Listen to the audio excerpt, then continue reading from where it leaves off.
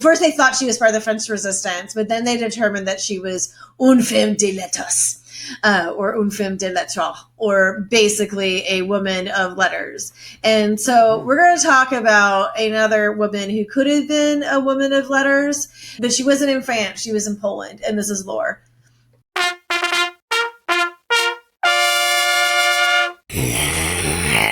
So we are going to talk about the World War II Polish freedom fighter Elżbieta Zawacka, also known as Agent Zoe.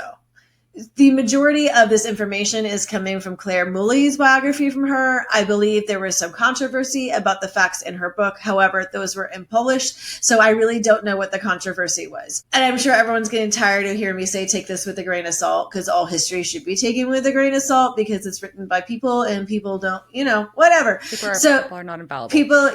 Regardless of accuracy, the story is really good. And we can all use really good stories. So I hope it's all true. And if it's not, blame Claire Mully and the lack of other information about Elżbieta. So, Elżbieta, she was born in 1909, the seventh of 8 children, to a family living in a suburb of Toruń, Poland, which is a city on the Vistula River in north central Poland. And they are currently renowned for their delicious gingerbread. And I was waiting for pause there. I'm like, okay, pause for applause for gingerbread. Yeah. So Poland has, historically been tossed around like a football in between countries. And this area, because of that, was half Polish speaking and half German speaking. It eventually just becomes like kind of a military town due to all of its conquests. And by the time Elżbieta was born, it was forbidden to speak Polish in the town. She was born speaking German, and she went to a German speaking school, and inspectors would regularly come by her family's home, making sure things weren't too Polish. But her parents kept up their Polish pride, even if it had to be on the down low. Her mom, So her mom would sing Polish lullabies and teach them Catholic traditions while dressing in colorful clothing in the Polish tradition. And she would also tell them stories of past Polish uprisings, including the one time her grandmother poured kerosene on their cabbage patch so it would ruin it for the occupying soldiers. So she was like, "You can't have my cabbage, bitch," which, is pretty harsh for a Polish woman. It really is. Yep. That's hardcore. It's hardcore, ruining her cabbage. So in the year 1918, after losing her eldest brother to sickness, she had 7 brothers and sisters. So the first one dies. The next eldest attempted to get expelled from school by shouting, "Long live Spartacus," in support of the German Marxist revolution. But he was ignored and conscripted into the army, which I just think is the worst thing you can do to a revolutionary boy child, who, like, both the ignoring and the conscripting. Really the ignoring. You're like, part. no. They're like, no. Go to the army. Yeah. Army for you, kid. Yeah, but he does eventually join the military insurrection against Germany known as the Greater Poland Uprising, which would affect the Treaty of Versailles. And in that year, 1918, after World War I, Poland was finally granted its independence. And even though she was filled with so much Polish pride she could burst, Elżbieta found herself being made fun of for not being Polish enough because she didn't speak the language. And a fun aside family story, the family homeschooled the youngest child, Clara, who Elżbieta said had a special kind of cleverness, Schlagfertig, in German, which is a kind of quick-wittedness that she thought would protect her from the world. So Elżbieta was in... It is a fun word. Elżbieta then went to university to study mathematics, where one of her professors would later lead the way in deciphering German enigma ciphers. Elżbieta was inspired to join the women's military training occupation, the PWK, short for, I'm not going to attempt to pronounce this fucking thing in Polish.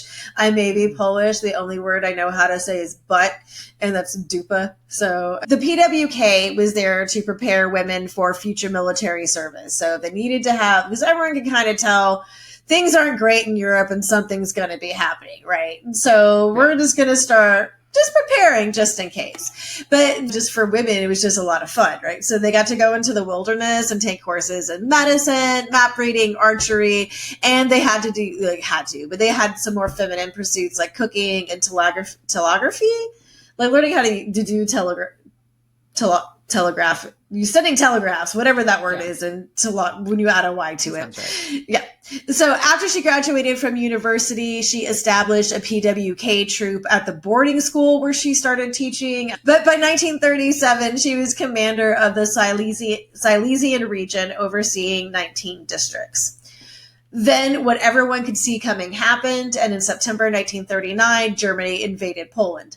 Elżbieta directed women's groups she had networked with while recruiting for PWK, and she set up service points with chocolate, tea, water, and cigarettes at railway stations on the roads with the soldiers who would be mobilizing. She tried, and this is a quote, to counteract panic with our calmness and to shame those in despair. Damn. So she refused to evacuate the town of Katowice, which she was in without her instructors, even though someone offered her a ride out of town. They're like, you Germans are coming, you got to go. And she's like, not without my people. So they requisitioned a municipal bus to take her team down to Lublin, where a command center had been set up. The PWK instructors boarded in their uniforms, still carrying their banners, and they filled the extra seats with Girl Scout instructors. One scoutmaster jumped off when they were about to leave to scatter glass and nails on the road behind them so that it would fuck up the Germans' cars. Like, yeah, it's cool.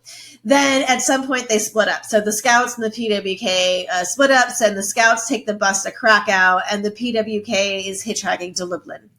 They rode on a rubbish truck and on a lorry carrying barrels of petrol, all while they were being bombed along the way. So women are taking cover in the woods. This is happening, right? They finally get to the bridge that they need to cross, and they found that it had been destroyed in order to sabotage the Germans, right? Because they didn't want the Germans getting across, but unfortunately that meant... Yeah. And so the women that are with her are kind of like getting, Molly said, mutinous. But Elżbieta was like, no, we got to keep going. And they're like, we want to get out of our clothes. Like, can we not be like so obvious? And she's like, nope, keep your uniforms on. So which I'm kind of like, it's kind of bitchy, but because German people are passing them. And so they did chance upon a military convoy, however, that one of the guys in there knew one of her brothers. And so they got to get a lift on a freight train with this group of military people. They reached a command center, and she was ordered to a university city about 140 miles southeast. There she would serve under this guy named Langner, who had accepted the offer of a woman's battalion from Elżbieta's PWK friend, Maria Vitek. So when that happens, Elżbieta gets appointed to command the Women's Anti-Aircraft Defense Unit, which is just a pretty cool thing for a woman to be doing, like, or just anybody, anti-aircraft defense. I don't really know what that means, but it sounds fun. She also helped dig ditches and raise barricades. And because petrol bombing was part of the homemade supply chain, she would be helping to deliver these sort of like Molotovs, but there are wine bottles that would be filled with gasoline, and then they would put, like rags, and they were to light them up. So while people are bombing them, she is driving these things full of gasoline over to people to that's badass. Then, if things weren't jacked enough, on September 17th, the Soviet Union invades Poland from the east. So now they have Germany and they have the Soviet Union. Stalin did a very Stalin thing and declared that the Polish state had never existed, so all the treaties were void. And they were coming to protect the Ukrainian and Belarusian populations. So the command that she was under was faced with some not great choices. They could surrender to the Germans, and then their troops would become prisoners of war. They could surrender and be tamed by the Soviets, or they could try and escape and go to Romania. But the women, since they were not officially military, wouldn't be considered prisoners of war, but would be considered civilians if they were taken, so they would probably just get shot, because that was what would be the easiest thing for them. So they did have another option, which was to take off their uniforms and blend back into society as normal civilian women, which is what they all agreed to do. So Wagner surrenders the men military to the Soviets, which he felt was slightly better than surrendering to the Germans. The Soviet soldiers go through, they loot the town, and posters of Stalin and Lenin are all over the walls. Loudspeakers are all talking about how communism is great. But then in late September, the German-Soviet non-aggression pact publicly divides Poland. And in the Soviet territories, Polish laws were being abolished, land was collectivized, business nationalized, and they were closing churches, et cetera, et cetera. Women who didn't have skills were being sent to sewing factories or to do hard labor. And when elections were to be held in that town for a Russian deputy, Elżbieta decided that she would rather just go back to the Nazi-occupied part of Poland and fight for the resistance. So she meets up with... Everybody else just kind of settled in, like, okay. Well, and this wasn't her town anyways, right? So she's in this town, and which is already fallen to the Soviets. And so basically it's either you can wear red beret and, blend in with here. And she could have done stuff there, but just felt she probably could contribute more. And so she meets up with another woman, and they attempt to cross the tributary of the Vistula, which basically was the demarcation point between the Soviet and German zones. They first tried to hire a smuggler to take them in a boat, but the smuggler stole their money and left them. Always beware of the smugglers, because they are criminals and they will take your money. So they did consider swimming, but it was too cold. And the woman she was with had already been suffering from, being poor and hungry and cold. So Elżbieta decided that they were just going to social engineer their way across. After all, she was blonde and she grew up speaking German. So she figured out hey, people underestimate women all the goddamn time. So she just goes up and she goes up in her German and says, my parents are on the German side. They're old and I just want to go home and take care of them. And they're like, yep, guten Tag, go on through. So she makes her way back to Tehran to find it covered in Nazi regalia and flags and under military control. She was saddened to see a swastika flag hanging out of her old college dorm room. She briefly checked on her family, and they were being kind of protected by her father's service record, and just the fact that they were just kind of so poor that nobody really wanted their stuff or their house, which is kind of a good way to be left alone sometimes, right? Yeah. So she left and went to go seek the resistance in Warsaw. It's still 1939, 2 months after that bus ride, and she has now sworn allegiance to one of the largest Polish resistance organizations, the Polish Victory Service, which ended up having about 400,000 men and 40,000 women. Warsaw, though, was bombed out and terrified. Hitler had ordered the upper class in Poland to be exterminated along with any of the country's Jewish population. Elżbieta wanted to organize her PWK friends and contacts into a resistance circus she wanted to name the Coal after the Silesian mines. This proved more challenging than she thought, though, because everyone had gone underground. She did it anyway, finding that the Nazis had driven Polish patriotism underground where, quote, its roots grew deeper. She found leading the resistance circuit brought her great joy. Of course it did. You're being a badass. So the Coal began to help bring news into the regions so the Nazis confiscated all the radios, but some people, kept some and they hid them, and they were able to listen to those in secret and produce a digest of foreign radio reports. And then they would smuggle those to cafes, bakeries, and pharmacies. Women were mainly used for this as, quote, men were apt to become dissatisfied and insist on playing more important roles, said one male resistor, aka men have too big fucking egos to do some of this work, even though it's really important. Anyhow, so the roles, and it's really dangerous too, and the roles got even more cagey when they were asked to collect data about who was being arrested, along with the names of those who had registered themselves on the Volksdeutsche ethnic German list, and therefore would be considered untrustworthy bakery fresh Germans.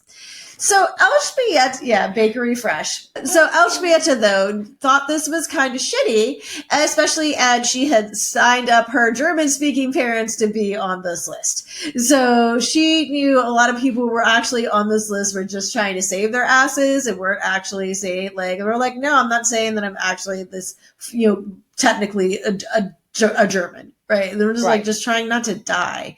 Yeah. So She instead wanted to focus on military intelligence. And she would have her troops of women who worked in post offices and the telephone exchanges eavesdrop and copy telegraphs. The women who were working as translators, typists, and office cleaners would memorize maps and letters from reports. I love these. So those who took in washing noticed the numbers and type of uniforms that were passing through. Bakery workers recorded changing garrison orders because they knew how many people were being fed by how many rolls the baked Germans were ordering. Barmaids would chat up the enemies and then report back in military gossip. And the women whose houses or places of work overlooked police stations, military installations, regional roads, or railroad tracks, they were able to count like troop trains and general military freeways. So all these women were around where nobody was noticing them and just taking up like this intel and reporting things to Elżbieta. So, and the different women were hiding their information in different ways. One of them hid it in the whalebone of her corset. I'm not sure if that meant the channel or on the whalebone. Like, did she write it on the whalebone and then put it in her corset, or where the whalebone goes, you do have like you could stick like a lot of letters back there. Yeah, that probably makes more sense. But if you wrote it on the whalebone, that would be awesome. Elżbieta preferred to use a mirror or a wooden clothesbrush that had removable backs, and then she would put her stuff in there. Once a week, she would gather all her information and then make a super dangerous journey to Warsaw, where she would meet up with Maria, who would take her information, mix it in with the rest, and then they would microfilm it, and it would get smuggled to France, where the Polish government was assembled at that time. Then Elżbieta starts reporting to General Stefan Rowecki, the former commander of the Warsaw Armored Motorized Brigade, known by his nom de guerre of Grot, meaning spearhead. So he was a leader in the early Polish resistance movement. And he added a women's auxiliary service to provide couriers, messengers, ammunition carriers, signalers, and cipher clerks, as well as counterintelligence officers like Elżbieta. However, this was, again, super dangerous. If they were caught, the Germans were less than kind. There was a 24-year-old woman. She took a machine gun to the roof of the Warsaw Central Post Office when the Germans were invading. And she got away with it for a couple of months until they caught her ripping down a Nazi propaganda poster. She was sentenced to death for the crime of sabotage. And this is quoting from Molly again, accepting gloves and biscuits from her father, but refusing a blindfold. Before she was shot, she reportedly called out, "Poland is not yet lost." And it was the first official execution in Warsaw during the war. So instead of inspiring fear, however, this inspired more resistance, and Rowecki posthumously awarded her the Cross of Valor. The resistance created a branch of operations called Minor Sabotage in her honor, where they were encouraging the smallest acts of defiance. And soon people were graffitiing the symbol V everywhere and just drawing on posters. Elżbieta's team would paint turtles on trains of those being forced to labor camps to remind them to slow down their work in order to slow down the Germans. She began smuggling messages and reports between cities several times a week as the danger was escalating. One courier reported the average life of a liaison woman did not exceed a few months. And she was also traveling on borrowed fingers. Her paperwork had fingerprints, which were not hers. So to catch us, fingers is fun. Borrowed fingers. Isn't that cool? Right. So we're going to briefly go through To Catch a Smuggler Nazi edition. So Elżbieta was trying to smuggle some reports and money. She got a friend to carry the reports, but the friend was like, "I'm not carrying this money. That's too crazy." So she had to carry it herself. Once aboard, though, they were informed that personal searches were going to happen of everybody on the train. She goes to the bathroom and she puts the banknotes behind the air vents. Then she gets back and she's all fucking sweaty and looks nervous because she just did that. So they order her off the train and they make her do her fingerprints. But she's trying to like mess them up. And also there are Germans behind her, and Germans hate being put off schedule. You were taking their trains off schedule and they're like, "Nein, we must hurry." So they just kind of let her go back on the train. But now she can't get to the bathroom because now this train, like that cart is for Germans only. And so now she can't get to that. So she finds another woman named Irina, And Arita goes to get the banknotes, and they were so swollen from the humidity of the bathroom that they tore as she was trying to get them out. But Arita didn't give a fuck, and she takes them and goes to a German bank and was like, my dog ate these. And they gave her back to her, and then she went and took the money back to Elżbieta. I want to keep calling her Elizabeth.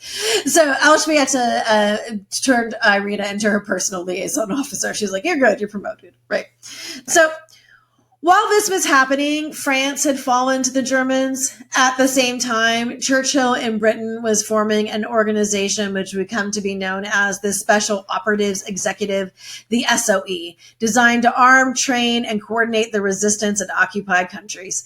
The Polish General Sikorski was already creating a Polish Special Forces team of paratroopers who would become known as, a word in Polish I won't say, or the Silent Unseen, who were to be trained in Britain. Elżbieta did not know about this yet. Nobody outside of London knew, but she was determined to keep fighting. And to end on one last quote, as resistance communications had been severed between Poland and France, she would offer to create new routes. If necessary, she decided she would use her language skills to take the fight into Nazi Germany herself. So we will continue the story the next time we meet the Thule, which is not until season 12. That will come sooner than you think. So also, spoiler alert, the Thule are in this episode, and we are going to meet them again. So that was the story of Elżbieta, a woman of lettuce, but in cabbage, a woman of cabbage. She was a woman of cabbage. Oh, man.